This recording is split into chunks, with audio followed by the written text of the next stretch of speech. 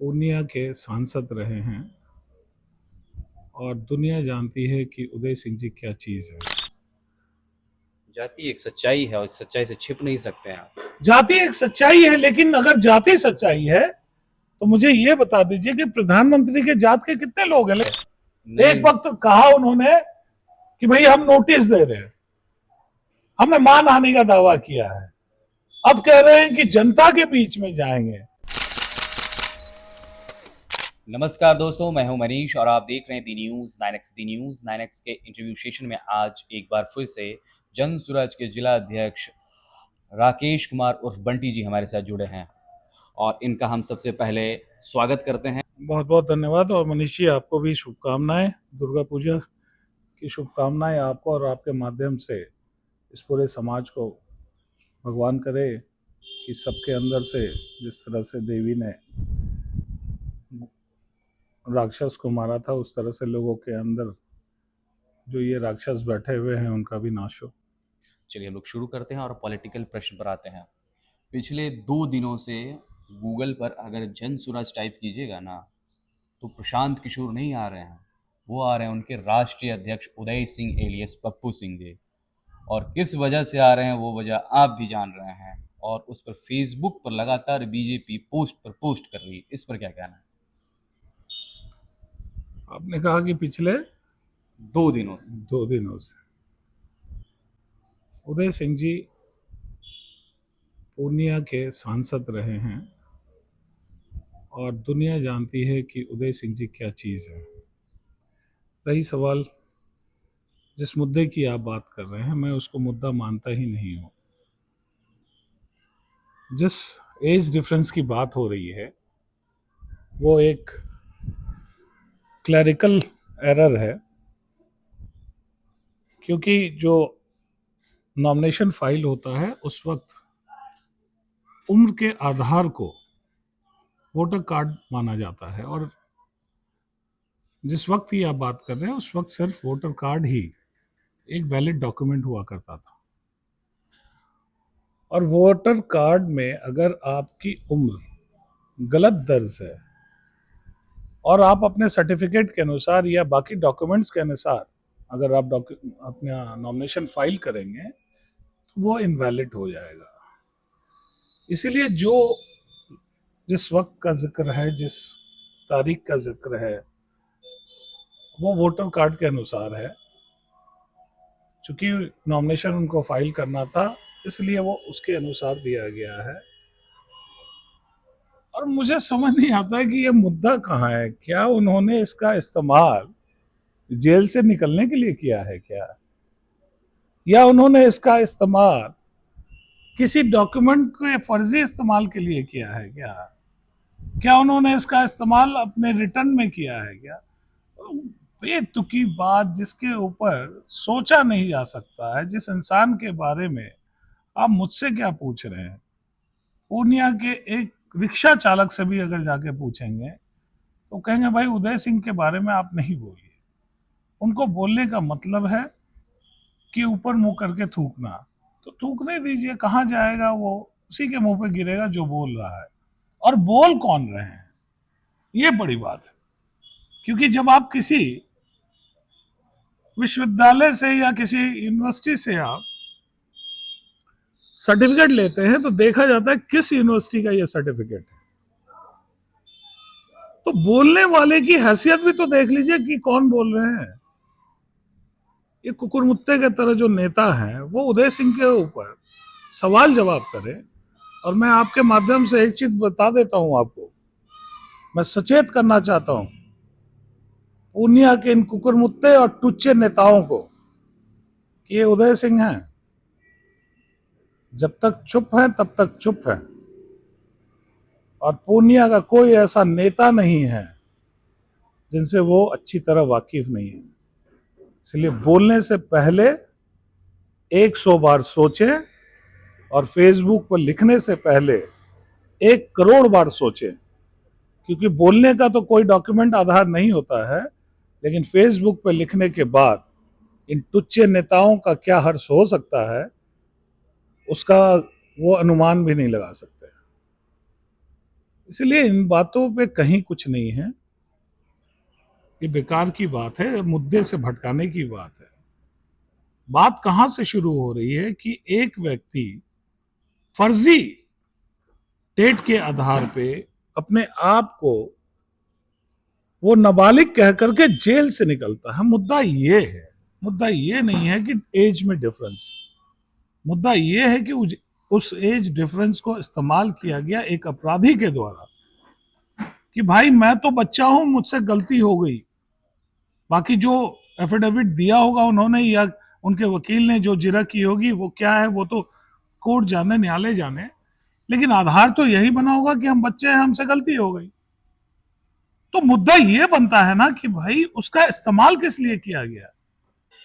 कि जन स्वराज पार्टी पिछड़ों और दलित नेताओं को ही टारगेट कर रही है। हम नेता को नहीं टारगेट कर रहे हैं, हम फर्जी लोगों को टारगेट कर रहे हैं, हम धोखाबाज को टारगेट कर रहे हैं, हम हत्यारे को टारगेट कर रहे हैं। अब वो किस जाति विशेष से है, ये कहना क्या मतलब बनता है। जिन लोगों को टारगेट किया जा रहा है तो उनको क्या जाति देख के टारगेट करेंगे क्या।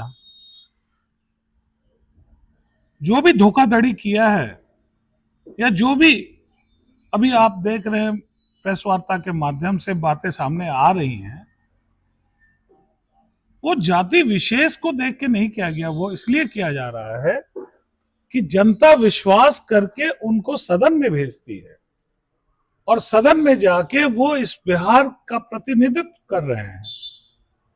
तो जनता को जानना यह जरूरी है कि जिनके ऊपर वो विश्वास कर रहे हैं वो किस कैरेक्टर के लोग हैं। इसमें जाति कहां है भाई मेरे। जाति एक सच्चाई है और इस सच्चाई से छिप नहीं सकते हैं आप। जाति एक सच्चाई है, लेकिन अगर जाति सच्चाई है तो मुझे यह बता दीजिए कि प्रधानमंत्री के जात के कितने लोग हैं, लेकिन वो प्रधानमंत्री हैं।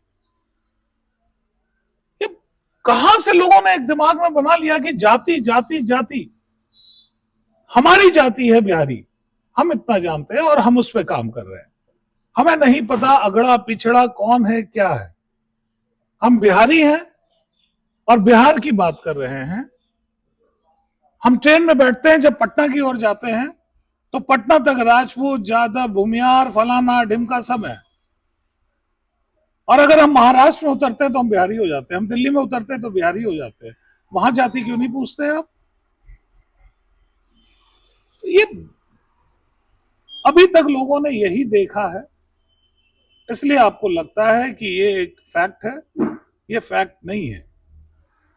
इसके पीछे जब आप जाएंगे और हमारे सूत्रधार, जिनको आप और हम बल्कि पूरा नेशन ये मानता है कि वो रणनीतिकार हैं, तो निश्चित तौर पे उन्होंने इस पे स्टडी किया होगा, तभी बिहार को बदलने का उन्होंने बीड़ा उठाया। तो जो लोग इस पे प्रश्न उठा रहे हैं और जाति का ढिंडोरा पीट रहे हैं, वो समझ लें कि ये प्रशांत है। उनकी भी तो कोई जाति होगी। उनकी भी कोई जाति है और उस जाति के बाद भी वो अगर बीड़ा उठा के चल रहे हैं तो ये जिगरा है उनके अंदर, और ये स्टडी उन्होंने किया हुआ कि कैसे इसको काउंटर करेंगे। और आप देख रहे होंगे माहौल बदल रहा है और माहौल बदलेगा। लेकिन क्या लगता है, जब लालू प्रसाद यादव सामाजिक न्याय की बात करेंगे और जब मंच पर आएंगे और नीतीश कुमार जी पिछले कई दिनों से मंच पर पॉलिटिकल एक्शन में नहीं आए, जब वो एक्शन में आएंगे तब जनसुराज का क्या होगा? क्योंकि दोनों का एक्शन बिहार देखना चाहता है, लालू जी और नीतीश कुमार जी। अब नीतीश कुमार जी का तो नहीं पता कि आकर के मंच पे क्या करेंगे, कि श्रद्धांजलि में ताली बजाना शुरू कर देंगे। वो मैं उनके ऊपर टिप्पणी नहीं करूंगा, क्योंकि वो इस अवस्था में पिछले दिनों जो भी मीडिया के माध्यम से देखने को मिला, मैं कोई उनका हेल्थ कार्ड जारी नहीं कर सकता हूं, लेकिन मीडिया के माध्यम से जो देखने को मिल रहा है, और ये उम्र की सच्चाई भी है उनकी, कि वो शायद अब उस रंग में ना नजर आए जिस रंग में वो थे। और मैं मानता हूं कि बिहार को किसी वक्त एक बहुत ही मजबूत सीएम मिले थे, और उनका नाम नीतीश कुमार था, लेकिन वो पास्ट टेंस है।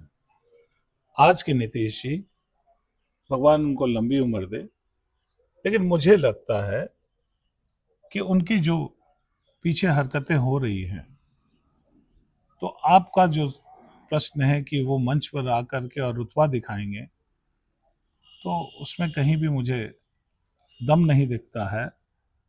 और रही बात आप जहां बैठे हैं धमदाहा की, तो इस धमदाहा में तो पिछली बार ही आकर के उन्होंने कह दिया था कि ये मेरा अंतिम चुनाव है।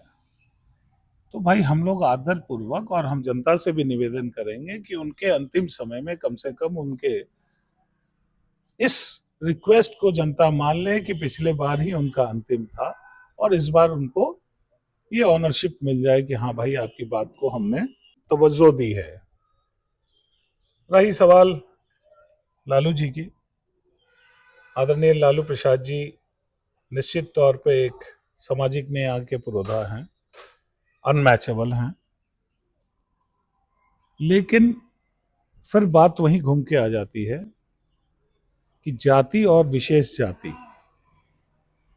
इसके अगर अपने आप को नेता मान रहे हैं या अब आरजेडी मान रही है, तो मैं आपके माध्यम से एक सवाल पूछना चाहता हूं कि क्या बिहार में यादवों में वो क्षमता नहीं है कि आरजेडी को चला सके या उसकी रणनीति बना सके?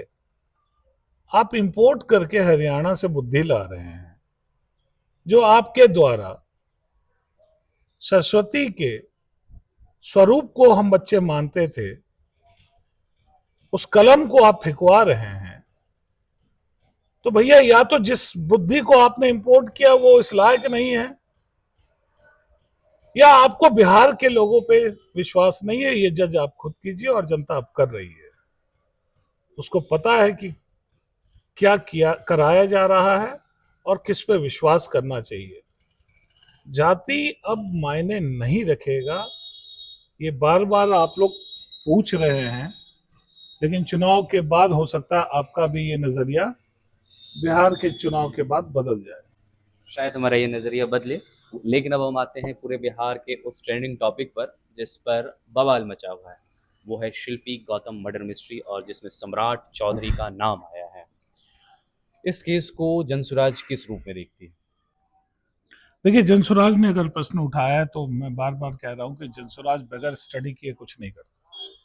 लेकिन तो सम्राट चौधरी का ही बयान अगर आया है। आम लोगों को जानना है कि उस जंगल राज में क्या होता था, तो कहीं ना कहीं आपको हिस्ट्री में जाना पड़ेगा। आज के बच्चे नहीं जानते हैं कि उस दौरान क्या हुआ था। और सम्राट चौधरी उस वक्त आरजेडी में थे, और जो नेता आरजेडी को चला रहे थे उनके अभिन्न लोगों में से वो थे।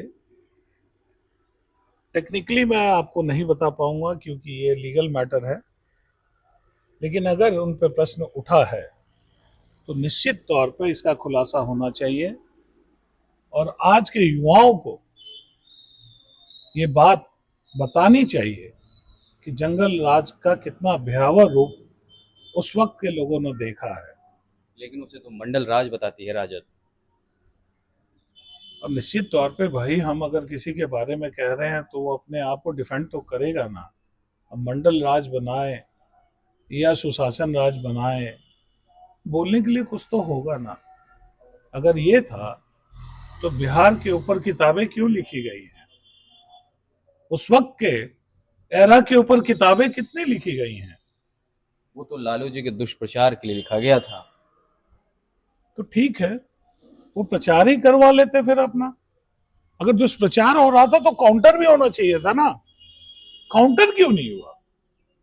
आज अगर हम आरोप लगा रहे हैं तो सवाल का जवाब भी तो होना चाहिए। जवाब कहां है? एक वक्त कहा उन्होंने कि भाई हम नोटिस दे रहे हैं, हमने मानहानि का दावा किया है। अब कह रहे हैं कि जनता के बीच में जाएंगे। तो भाई साहब तो चुनाव ही नहीं लड़ते, तो जनता के बीच में क्या जाएंगे? तो पता नहीं क्या है, कैसे अब तक चल रहा था। ये सिस्टम पूरा कोलैप्स हो चुका है। और जनता अब देख रही है भाई मेरे। और मैं वही कह रहा हूं आपको कि आप यंग पत्रकार हैं, आप भी निकलिए इससे बाहर। नहीं तो आप भी पछताएंगे कि भाई बिहार जब करवट ले रहा था तो हम जातिगत सवाल पूछ रहे हैं। तो आप लोगों के माध्यम से ही समाज में जागरूकता आएगी।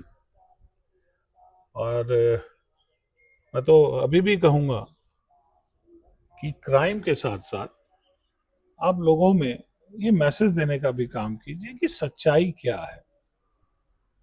एक बुक आया था, ब्रोकन प्रोमिसेस। बिल्कुल, मैंने उसे पढ़ा भी।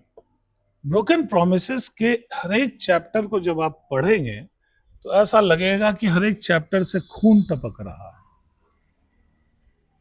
इतना माइन्यूटली आपको उस एरा के बारे में बताया गया है। आज के बच्चों को वो किताब दीजिए, उनको दिखाइए कि क्या सच्चाई थी।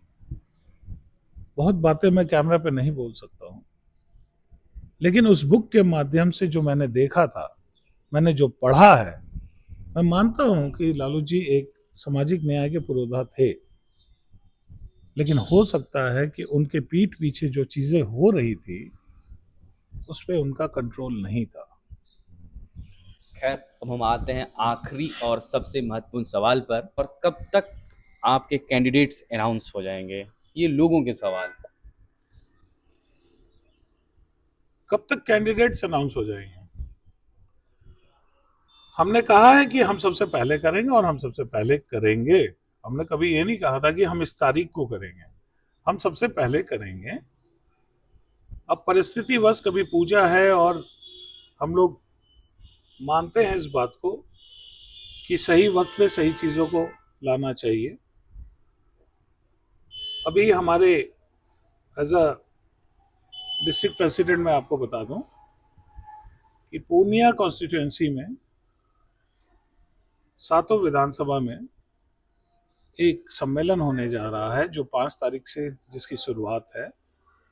और उस सम्मेलन में हमारे कार्यकर्ता और हमसे जुड़े हुए जो भी जनसुराजी भाई हैं, उन लोगों का एक सम्मेलन है। और उनके मत को लेकर के, उनके विचारों को लेकर के कौन उनका प्रतिनिधित्व कर सकता है, उनके मत को लेकर के हम लोग केंद्रीय नेतृत्व को भेजेंगे।